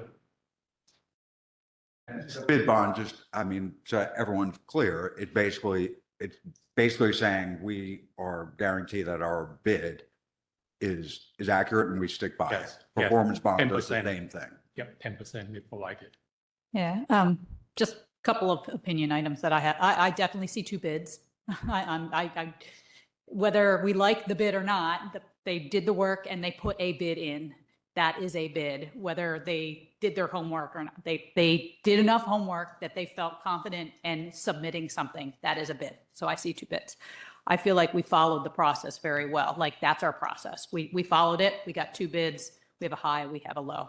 I think my colleague here pointed out 4.7 million, but I think you said it was only like 1.2%. So really you can't look at the dollars. You got to look at the percent of the contract. And You could so, always look at the dollars. yeah, always but look as a at the percent of the contract, but as a percent of the contract, it was only 1.2%, so those contracts were big contracts. So that also shows me that BSI works on some pretty big contracts. So, and complex contracts. So that also instills confidence in me. If they work on very large contracts and only have 1.2% change orders, that's pretty good. yeah.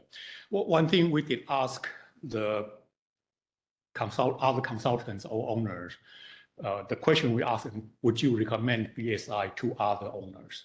And the answer was yes. It's not just us. Any other comments? Thank you, Mr. McCoy. I sat and I listened. Mr. Louie, you can appreciate this. You don't spend percentages, you spend dollars. So dollars are very, very important. So sorry, Ms. Simone, you spend dollars. That's okay. Wow. Here's, last night I sat, must be really bored in life. I actually sat and read Mr. Mitchell's report twice and really understood, and you answered every question that I had based on our previous meetings. And I think it's important that council, I don't want to use the word challenge because that's the wrong word. Ask questions to make sure we understand for the residents of the borough what's going on, because when we only saw one or two bids, it was shocking to us, because we always think everybody wants to work for us, because we pay so well and we have good, clean environments that we supply them to. So Mr. McGinnis asked questions, and Mr. McCoy and everybody else. To your point, I did not know that there was wires in the grounds that we didn't know what was there. So that was a surprise tonight. Yeah, it could have been in the paperwork, but that's the unknown.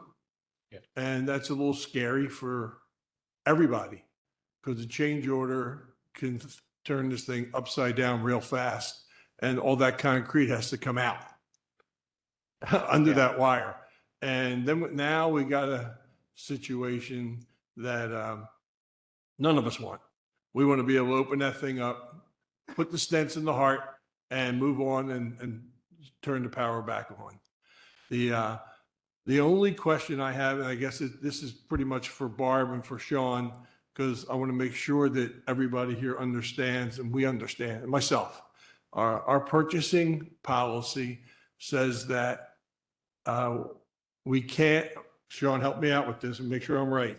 We can't exceed 10% of the base bid of the project for change orders. Am I correct with that? Hello. Change orders exceed 10% of the bid. Those change orders can't be authorized without the approval of council. Okay, so they have to come back to us. So if the concrete has to be totally removed and reestablished, of course, that's pushing the project back. Going to cost more money. Nobody really wants that. So I'm assuming that's why it's between $700,000 and $900,000. And then Mr. Mitchell mentioned last week that I think he moved it up to 1.2 million additional money for what ifs, stuff that's going on. Correct. We budgeted 1.2 million. Oh, so We used their fee or their figure, and we raised it up just in case there is something. So this year we will pay for and install it under what we reallocated from this year to next year. With this year budgeting 1.2, we should still be under budget for it. Excellent. Yeah. We had a very unique experience. I don't have bad experiences. I have unique experiences. As we were doing a rain garden down in Public Works, it was said that we're under budget because we had money left over that we could spend, so we're still coming under budget. Tonight, I think I did, surprised about the wire inside the concrete. So I can understand the situation. And I'm happy that BSI meets every requirement for the RCO, which I'm very happy for. And basically meets all of our requirements. It's just that unknown that we only really got one official bid, but you guys are ready to back them. So if you're willing to back them, that's putting your reputation on the line as well. Yeah. So thank you. Thank you. If I may, we did bid a project for Quakertown. The total project cost is about $26 million. Mechanical is about 20. We get only one bid. But it was a good contractor. We awarded to them. I guess Their work, the paperwork you gave me, they work for just about every municipality and wastewater and, potable water company around. So, and I tried to go Google, and of course you go down a rabbit hole. That's not good at 11 o'clock at night. Good question. Yeah. Yeah, Alice in Wonderland just didn't work last night. So I didn't sleep because Sean Mitchell sent me the damn thing too late.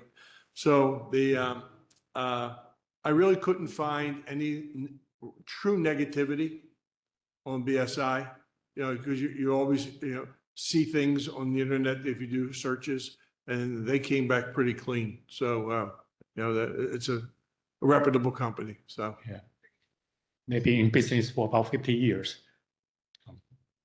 I just want to thank you for taking the time tonight to explain all of that to us. not really sure what the debate is, right? And we're talking about dollars or percentage, 1.2% of $1 million is a hell of a lot more than 1.2% of $100,000. I think we're going to have change requests regardless of which contractor we go with, right? That's just the nature of the business and an evil we have to live with. We have a process, to your point, Mr. Flynn, around managing that. We do have 2 bids. We follow the process. I'm not sure what the debate is up here. And I would suggest that we put this on consent and move forward. Public comment.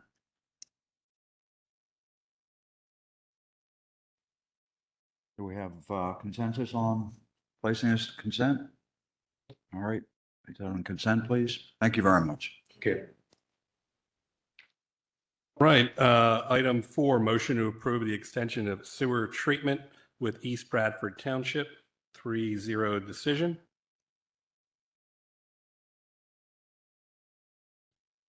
Comments, questions? Public comment. Okay, please move that to consent. All right, motion, item 5, to approve the following purchase orders. Belfour Property Restoration, $89,930.63.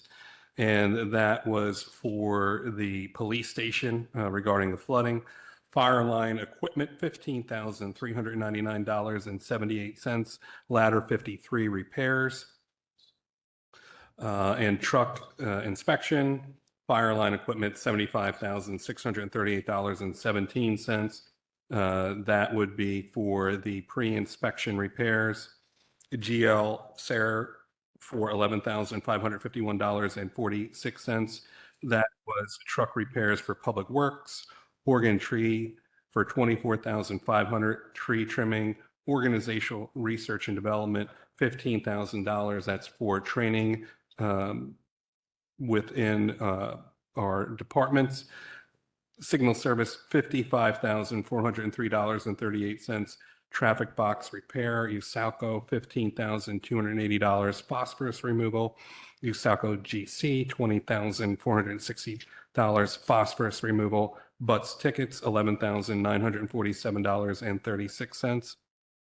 That was for the kiosks repairs. And Bergey's, $12,105.27. That was for inspection and repairs, all approved 3-0.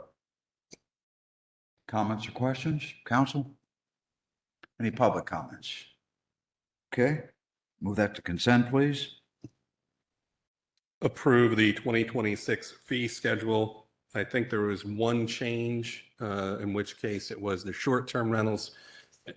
And they're going to be the same as the regular rentals.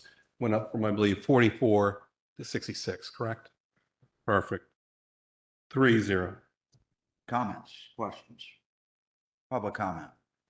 Okay, move that to consent, please. Move on to public safety. Thank you, Ms. McCoy. The first item, the motion to direct the Civil Service Commission to create an eligibility list for the position of police officer, police corporal, and police sergeant upon retirement of Sergeant McFarland, effective December 22nd, 2025. Was recommended 3-0. Comments or questions? Public comment? All right, we'll move that to consent. Growth. All right, smart growth. First one is the motion to approve the elevation plans for the land development project at 210 to 214 West Washington Street, Axel Properties. There was just one last stipulation or request for Axel to provide these plans, these elevation plans to the Planning Commission and what they were, and they're good. Everybody likes them. We recommend 3-0 to move forward here. Comments or questions? Public comment? Great, we'll move that to consent, please. Consider directing the solicitor to attend zoning hearing board for 516 North Church Street, relief from building coverage requirements to construct an ADU. The committee recommends that the solicitor does attend, as the home that wants to build this ADU, the percent coverage is greater than what the zoning allows. Comments? Matt, if we're going to attend, I'd like to understand what the objections are. Because if this lot was 250 square feet smaller than it is, they could do this by right because there's a sliding scale. So is the issue that they're just over the building coverage limit? They're over that, and so impervious coverage, I've heard actually from residents that live surrounding the property that don't want them to have this extra ability. I think Bernie had mentioned that it hurts the parking and going through the alley, the radius, like the driving radius and pulling out of some of the other driveways. So he's outside, but yeah. Okay, thank you. So it's a congestion issue, the geometry of the alley or whatever. Okay, we'll take a look at it. Thank you. Aaron Fluke, I'm Go ahead, sorry. Mr. Poole. Aaron Fluke, Director of Building and Housing. One of the other issues is that we do want to try to maintain the integrity of the zoning that we have. It was set at those reasons for a specific reason, and from what I can see, there is no specific thing that is showing me a hardship that would make a reason to reduce it below it. That was the other issue that I had with requesting a solicitor to look at it. Any public comment? Ms. Dorsey? I was just going to reinforce Ms. Nicole's comments in that I've heard from residents, and I expect that hearing will be very well attended by residents in opposition. All right, we can move that to consent, please. Move on to number 3. All right, motion to approve HARB applications. First one is 39 West Gay Street, formerly known as Maze. The front door color change and the sign change for biscuits. I believe we're getting some biscuits. Exciting. English biscuits or? I was thinking like buttermilk biscuits. No, what kind of? Yeah. I know, right? Biscuits. All right. Comments or questions? Public comment. Okay. All right, and the other one was I don't know if it was a resident or just a business, but they needed to repair their roof and they had a window. And so HARB gave some feedback on like the colors that they used and the type of roofing, right? We learned about like the importance of this type of roofing, but we were good with the HARB comments. And so we recommend to move forward 3-0 to approve. All right. Any other comment? Okay, last thing we have on our agenda is a motion to approve the borough manager contract. Mr. President, don't we have to finalize some things? No, we've already. We finalized everything? We have. I thought we had not. We have not completed the review, but that was not part of the contractors outside of that.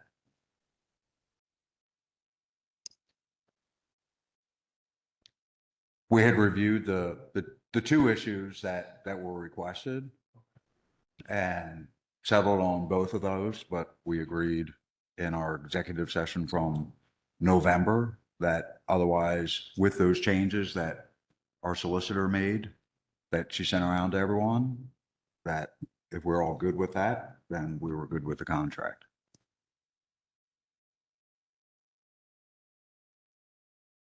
The discussion tomorrow evening, if you want, if you have not reviewed that material. No, I mean, I have. I just had thought they're, again, completing the review. Yeah. I mean, there were 2 issues. One was the contract, and then the other was the review, but that's outside of the contract. We'd sort of verbally done that, and now we're approving the contract, but we'll finalize the review before the end of the year. Okay, thank you for the clarification. Comments, questions? Public comments, questions?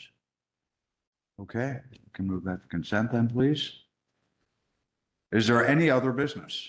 I did have one item here for other business, and I mentioned this to Ramsey, and this is regarding Christmas Eve parking in the borough. pertaining to the churches. I have 3 churches within my ward. And regarding Christmas Eve parking, I just wanted to see again what the policy is going to be. I mean, are we really going to be ticketing people on Christmas Eve? I just want to make it public because I have people asking me. Pretty light, we really focus on violation, parking. Family typically, you can cover your ears, meter people, but we typically let the night shift be. We're having a party on Festivus. No, okay, never mind. Thank you. Mr. McCoy, one other point that I didn't understand. Is it possible, since Morgan was not able to attend tonight because of her children, are we allowed to interview her tomorrow via the internet if she's able to get on like Vince Range did? Because we have 4 vacancies and we only got 3 people. Yeah, the other alternative is to do it in February. Oh, okay. Okay. So I don't know what the best way to You're do it. welcome to, Dana, if you could contact her, if she's able to tomorrow, I'm fine to do it tomorrow too. We do have some more vacancies to fill. What I was going to do is just start advertising heavily again. And then we could do interviews in February or March. It's up to council. It's your decision. I can reach out to Morgan. I'm going to make sure that just because her children were ill Mhm. and she couldn't come, that if the kids are still ill, maybe she just can call in, because I mean, she would have been here if She would have been if here. the kids weren't ill. Yeah, I can contact Morgan tomorrow, and yeah, why don't we just, because I know that they have 4 vacancies and they want to get them filled, so I'll contact her tonight. I'll give her a call after the meeting, see if she can. If you And say she can't, then February. Okay. Thank you. Okay, any other business? All right, we are adjourned at 8:12. Thank you very much. See you tomorrow.